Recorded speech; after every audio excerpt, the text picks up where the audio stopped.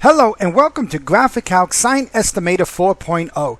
In this tutorial, we're going to show you some cool and hidden features.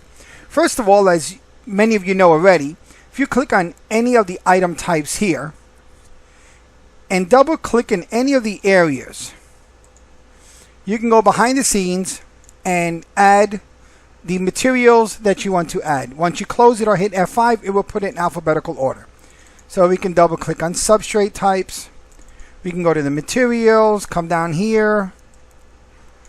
We can grab a substrate type, blah, blah, blah, and enter a new one at just right on the spot.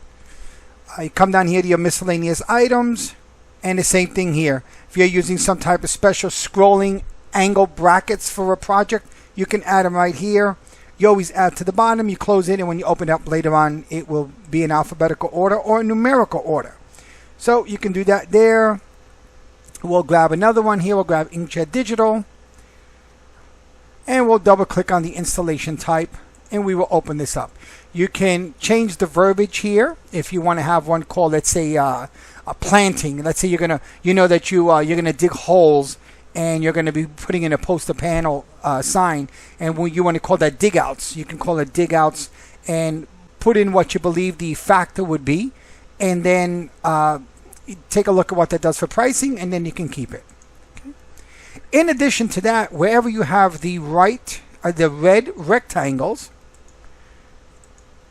you go right click here. There we go, and hit as a default value. So next time you open it up, you won't have to go ahead and put the information in again. And that's all of these wherever you see the red rectangles. Okay. In addition to that, you can go to a job. And let's say, for instance, this gentleman or lady comes to you and says, hey, the guys down the road, they're going to give it to me for, $15 each. And you're charging me $16.62. Double click on it. Make it $15. Hit set price. And now you will know that you have overwritten that price. Double click again. Remove it. And we're back to normal. Okay. Many people see this here, but a lot of people do not go ahead and use them. Estimates of 5. It'll show you the 5 estimates you're working on. If something's overdue, it'll show you the 4 customers right here. 2, 3, and 4. Here's your customer. So you know those 4 customers are overdue. Let's see, active. These are the 5 customers that are active. So that means one of them is not overdue, of course. One of the other things that you can do is go to job list, open up a customer, and right here you could change the type. So let's cancel that. Right now it's an estimate. You can change the type to an invoice. Change, and notice how the orange turned into this Kelly green. Let's change it to a work order. Let's hit change, and then watch this. This is something that you can turn it into a work order. Let's go 2 pages. And it will tell you that this is the material that you're going to use. Here's the design. You're going to have quantity fixed, and it's quantity 50, and it's 6 inches by 6 inches. And the artwork, the permit, the outsourcing, everybody can go ahead and update it here and use that kind of like as a flow system actually on the tables. So let's go back over here. And let's put that back to an estimate. And let's go change. We're actually going to, for this Apple computer, if you change the status, let's pretend he's been paid in full. You know, we took a payment, he's paid in full. Let's close it. Let's go change. So you'll see that he's closed here. If you go to job list, I know I'm going kind of fast. You don't see anything here yet, right? Because these are only the open ones. Click here, and there he is.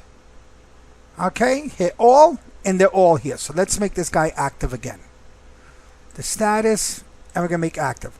Now, for those of you using QuickBooks, all estimates must be, and invoices must be active in order to export. That's a QuickBooks thing. You cannot export, or you cannot import into QuickBooks anything that is not active. So there's a few things there. Now, a lot of people ask about quantity discounts. Obviously, if we're going to do a 5-inch by 5-inch decal, we can't charge the customer 50 cents, because we spent time, it was on the machine getting ripped, we cut it, we peeled it, whatever we had to do. So these are the factors here that says basically it's from a quantity, it's also from a digital size, and the less amount, the higher the price, the more amount it starts to give it a little bit of a break, as you can see here. Same thing here with digital size. From X amount of square footage, it costs X amount, and these are multipliers. It starts up high and gets low and lower the bigger the size. So basically, that's it. We just kind of wanted to show you a few things. Hope you enjoyed this video, and we have some more coming your way.